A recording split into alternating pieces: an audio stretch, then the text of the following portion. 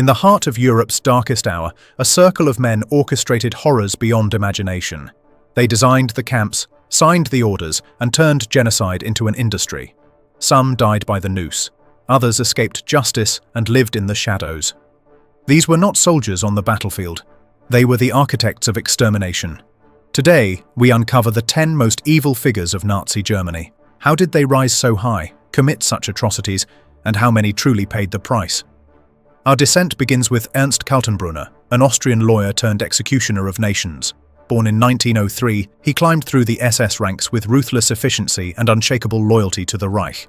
When Reinhard Heydrich, the architect of the final solution, was assassinated in 1942, Kaltenbrunner took his place as head of the Reich Main Security Office. From his office in Berlin, he controlled the Gestapo, the criminal police, and the security service, the entire machinery of state terror. Under his direction, millions of Jews, Roma, and political prisoners were hunted down, deported, and murdered. Cold and calculating, Kaltenbrunner was the bureaucratic face of annihilation. Captured in 1945, he stood before the Nuremberg tribunal, denying all guilt. The court found him responsible for war crimes and crimes against humanity. In October 1946, the hangman's noose closed around his neck, one of the few times justice truly met its mark. From bureaucratic power, we descend into the killing grounds of Franz Stangl, commandant of Sobibor and later Treblinka, two of the most efficient extermination camps in occupied Poland. Born in Austria in 1908, Stangl was originally a police officer, but his loyalty to the regime earned him a new role. Not as a protector, but as a killer. Under his command, Treblinka became a factory of death. Trains arrived daily, packed with men, women, and children. Within hours, most were dead, gassed, burned, erased.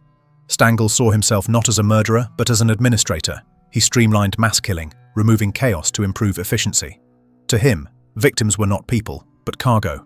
When the camp revolted in 1943, Stangl fled and later escaped to Brazil, where he lived under his own name for years before being captured in 1967. Sentenced to life imprisonment, he died in his cell 4 years later, unrepentant. Next comes Adolf Eichmann, the coldly methodical engineer of genocide. Born in 1906, Eichmann oversaw the logistics of the final solution, the deportation of millions of Jews from every corner of Europe to ghettos and death camps. He wasn't the man who gave the orders to kill, but he made sure the killing happened on schedule. Trains left Vienna, Paris, and Budapest precisely when he said they would. When asked later how he justified it, Eichmann claimed he was only following orders. But his precision, his relentless pursuit of quotas, his attention to detail, all made the Holocaust possible.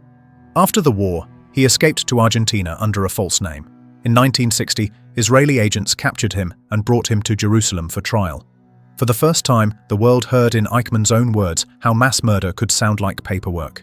He was found guilty and executed in 1962, one of history's most infamous criminals brought to final justice. Standing beside Eichmann in infamy was Alois Brunner, his trusted deputy and one of the most wanted Nazis to escape justice.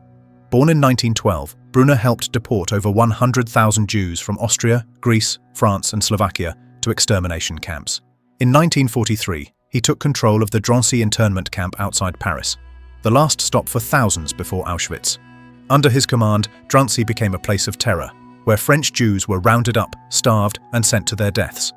After the war, Brunner fled to Syria, where he became an advisor to the regime, reportedly teaching methods of torture and surveillance. He was sentenced to death in absentia, but never extradited. Reports suggest he lived into the 1990s, disfigured by letter bombs, still defiant, never punished. While Kaltenbrunner, Eichmann, and Brunner managed the machinery of extermination, others wielded political and economic power to sustain it. Hans Frank, the so-called Butcher of Poland, ruled over the occupied Polish territories as Governor-General. He transformed entire cities into ghettos, exploited millions as forced laborers, and oversaw countless executions. His domain included the Warsaw Ghetto and many of the death camps that scarred Poland's landscape. Frank considered himself a cultured man, keeping a diary filled with philosophical reflections, while simultaneously ordering mass murder. Captured by the Allies, he repented publicly at Nuremberg, yet the scale of his crimes could not be washed away by words. He was hanged in 1946. Another figure of colossal power was Hermann Göring, once Hitler's designated successor. A World War I fighter ace, Göring transformed himself into the regime's second most powerful man. He created the Gestapo, commanded the Luftwaffe, and oversaw the plundering of Europe's art, wealth, and labor. He was also an early architect of anti-Jewish laws, signing decrees that stripped millions of their property and rights long before the war began. Though he presented himself at Nuremberg as a soldier and patriot, his own words revealed his complicity. The court sentenced him to death, but Göring cheated the hangman by swallowing poison the night before his execution.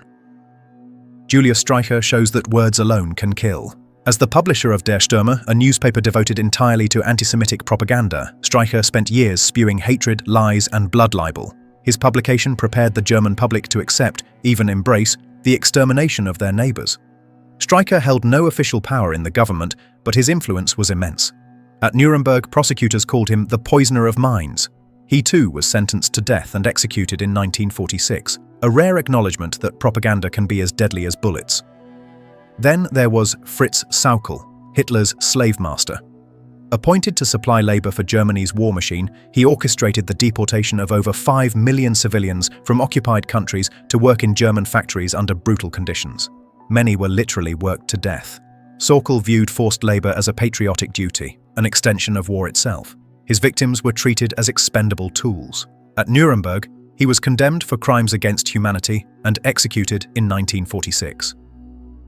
Wilhelm Frick, the Reich's interior minister, was one of the legal minds behind the Nazi state.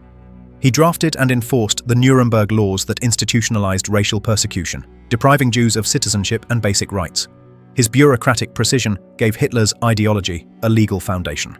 Frick also authorized the establishment of concentration camps, turning oppression into policy. His execution in 1946 closed the book on a man who proved how easily law can be twisted into tyranny. Finally, we come to Wilhelm Kube, the SS official who governed occupied Belarus. Known for his sadistic treatment of civilians, Kube oversaw the murder of tens of thousands of Jews and resistance members. He organized the liquidation of ghettos in Minsk and other cities, ordering entire communities burned alive or shot in mass pits. Even his own subordinates described him as cruel and unpredictable. In 1943, Kube was assassinated by a Soviet partisan, his own Belarusian maid, who placed a bomb beneath his bed. His death brought little comfort to the countless victims of his reign. 10 men, 10 faces of a single nightmare. Each played a different role: the planner, the propagandist, the executioner, the lawmaker. Together, they formed a system where evil became ordinary, where genocide was managed like a business, scheduled like a train, and recorded in neat handwriting. Some stood trial, some escaped, some lived long, quiet lives in exile, but their crimes left scars that can never fully heal. And yet, these 10 were only a fraction of the machinery. Behind them stood thousands of officers, guards, administrators, and secretaries who made the Nazi system function. Most were never punished. Many returned to normal lives after 1945, blending back into society as if nothing had happened. The Nuremberg trials brought a small measure of justice, 21 major figures judged before the world. But the vast web of killers was too large, too complex. Less than 10% of Nazi perpetrators were ever tried. The rest vanished into history's shadows. This is the enduring horror of the Holocaust. Not only the scale of death, but the ordinariness of those who caused it. None of these men were monsters by birth. They were educated, organized, and obedient. They believed in hierarchy, efficiency, and ideology. And that belief, combined with power, made them capable of anything. When the war ended, some were hanged. Others fled across oceans, changed their names, or lived comfortably in foreign lands. Decades later, a few were still being hunted, their faces aged, but their crimes unforgotten. Their stories became symbols, not just of evil, but of how easily humans can justify it when ideology replaces morality. The legacy of these 10 men still haunts the modern world. Their crimes revealed how ordinary people, men of law, order, and discipline, can become instruments of absolute evil when obedience replaces conscience. But their stories also raise a question that never truly fades. If you had lived under that regime, surrounded by fear, propaganda, and power, would you have resisted or obeyed? History has shown what happens when silence becomes loyalty. The line between justice and complicity is thinner than we think. If this story made you think, share it with others and subscribe to keep exploring the shadows of history.